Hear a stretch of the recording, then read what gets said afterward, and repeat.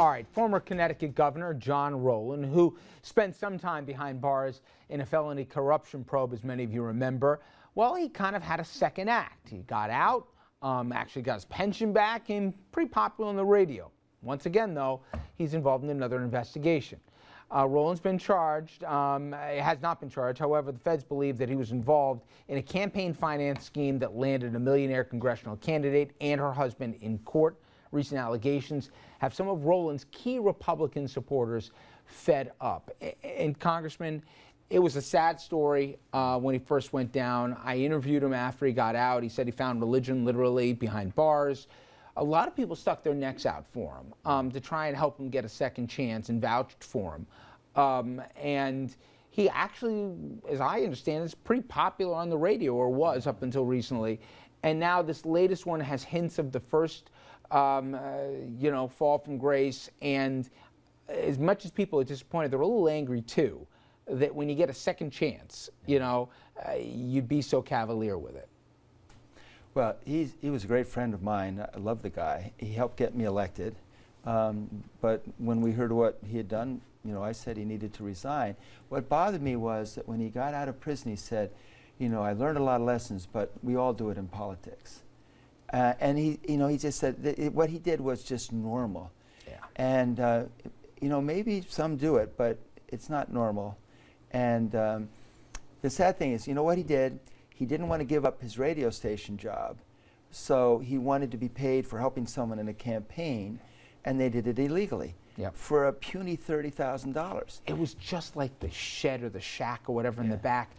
For me, the eye-opener of that story, and some of them subsequent, were we all have this image that you got all these billionaires that are elected into office that don't have any money cares in the world. Some of them have very little, and he an example of it, and they get compromised on some of the smallest things. So let me just to tell you what he did. They allowed all the statewide office holders to earn double what they were making because they hadn't had an increase in like 15 years. He was making 75, and he turned down 150. While all the other statewide office holders got paid that. So he got elected for 4 years at $75,000. He had to pay alimony of $30,000. He just put himself. So what he would do is play poker, but he always won. I won. They wouldn't check his cards. Everybody gave him money. And some of these folks who played every week were lobbyists and so on. That's how. And in his own mind, he thought, how am I going to live? That's how he justified it. Well, he should have taken the $150,000. When you don't pay politicians enough, you are going to push them in the wrong direction. I've been making that argument. It's unpopular, but I've been making that argument forever, and it happens where you let what were designed to be part-time state legislative jobs, when they become, for all intents and purposes, full-time jobs, but you're allowed to have a second job on the side, what do you think that job is going to be? It's going to be a job that has to do with influence more often than not, and access, and that's how you get into trouble. You see it in Albany, you see it in state houses across this country. People can't be shocked when we have some compromised lawmakers because of the system we've set up, because you don't want to pay them for a full-time work. That's the first go-round. I think there is a difference between this issue with Rowland because he was sort of on the outside looking in, and he couldn't legitimately be on somebody's campaign staff without that campaign getting all sorts of flack for it, and you're going to funnel money to a guy who resigned in disgrace. So, I mean, it's still... Well, he would have been fired from his radio job. Yeah, and that too. But so there obviously was a little bit of trying to make some money there too, but I guess I have a little more sympathy this go round only because how did you get back in the game? You know why I don't, though? From the game? A lot of people... To get second acts, and I believe in, and that people should have a second act. But when people stick their necks out for you, and they believe you and take you at your word, even if it's not for yourself, you owe it to others here to at least repay them with That's the legitimacy. The bottom line, he's on a radio station, and he's going to be on the radio station helping the person who paid for it. It makes me wonder, was he paid by any other candidates? All fair. Okay, now, this next issue, I saw a very interesting piece. I think it was in The Advocate, to be fair to them, and they talk about lobbying. Some of Connecticut's largest companies apparently are lobbying machines for Fairfield-based GE, you got United Technologies, these companies spending millions on lobbying at the federal level, and Congressman Chris Shays, you don't have a problem with lobbying. Now, I saw the counterpoint here from Senator Blumenthal, who says there's too much of it going on right now, and it's got corrupting influence in there. There's so much lobbying, but the point is that what I said is it would be irresponsible for a company not to lobby for what they want. There's good lobbying, there's bad lobbying. Explain what shadow lobbying is. Well, first off, the lobbying that I depended on lobbyists when I was in the State House because I didn't have staff, but I make sure I got both sides there, so I heard both sides of the argument. But lobbyists, in a very short period of time, if they know their business, can tell you exactly what they see the issue is. But they don't make you vote that way, they tell you. But in the end, I have to go in community meeting after community meeting justifying how I voted. What I'm going to say, a lobbyist told me to vote for it?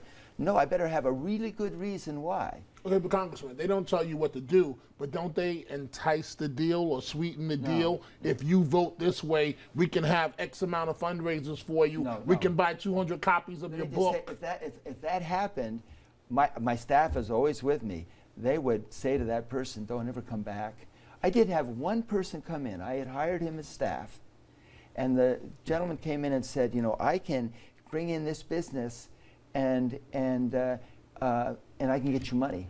In other words, I'd like to bring in my clients, get you money. So my chief of staff, the one I was just talking about, called him up and said, he can't do that, he won't do that, and please don't come back. Were you the exception to that when you were in Congress? I don't think so. I honestly don't think so. I honestly don't think that someone had said, if you vote for this, we're going to raise all this money. Now, what can happen is a lot of firms that, you vote certain ways and you have a reputation.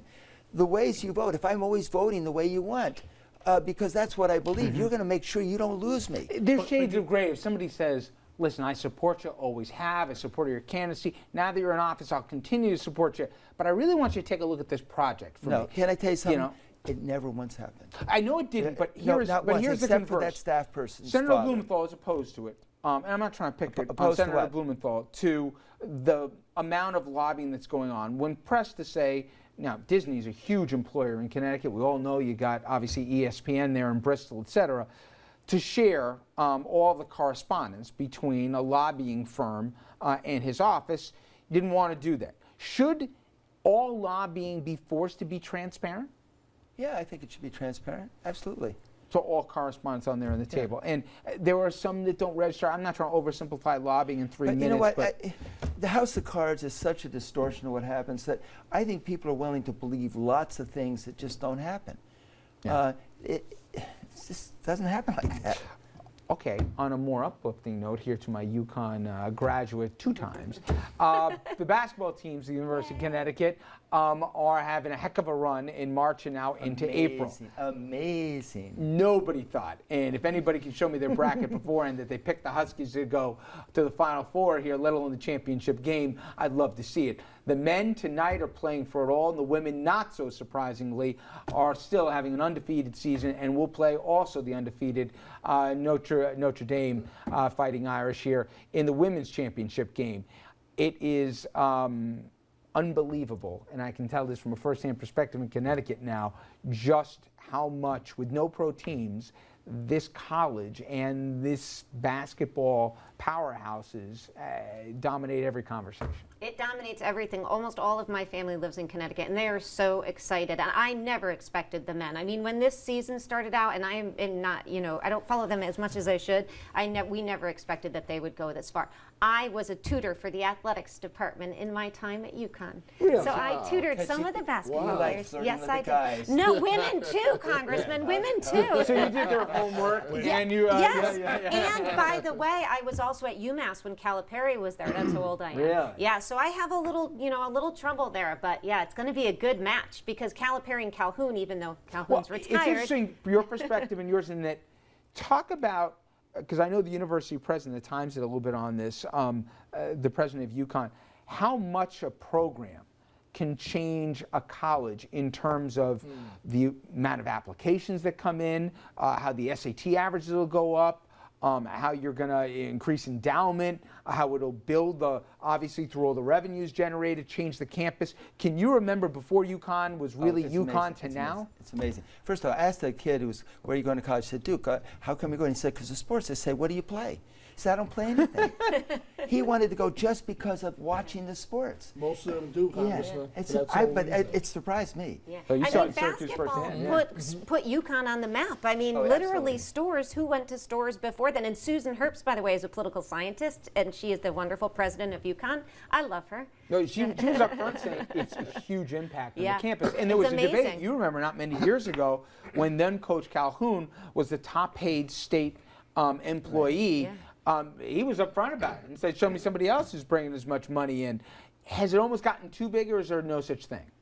Oh, it's huge. But yeah, I think you can be too big, and I think it can be pretty distorting. But you know what? Go UConn. Go Huskies. I would just remind people of the flip side of that, which is a Rutgers, which spends a lot of money, millions of dollars every year, trying to be big-time sports, seems to fail overwhelmingly in almost every But that's regard. changing. It's just moving to a bigger No, I understand, but yeah. they haven't exactly lit the world on fire. And how much money does that university spend I didn't even know to there try was to a raise its Rutgers image? until they started Yeah. playing some And of I the will tell you, sports. to get tickets to the UConn women's basketball game, you don't find that anywhere. I guess maybe Tennessee back in the day, but it's really something. That's all I got to say. I can help you. Yeah, thank you. He knows people. Coming up next, New York's finest and New York's bravest. They're not playing nice here. They got a little rough on the ice during a charity hockey game, and they're getting some real heat over it. Should they, if anybody, get cut a break here? Well, our panel will weigh in on that and more when we come back.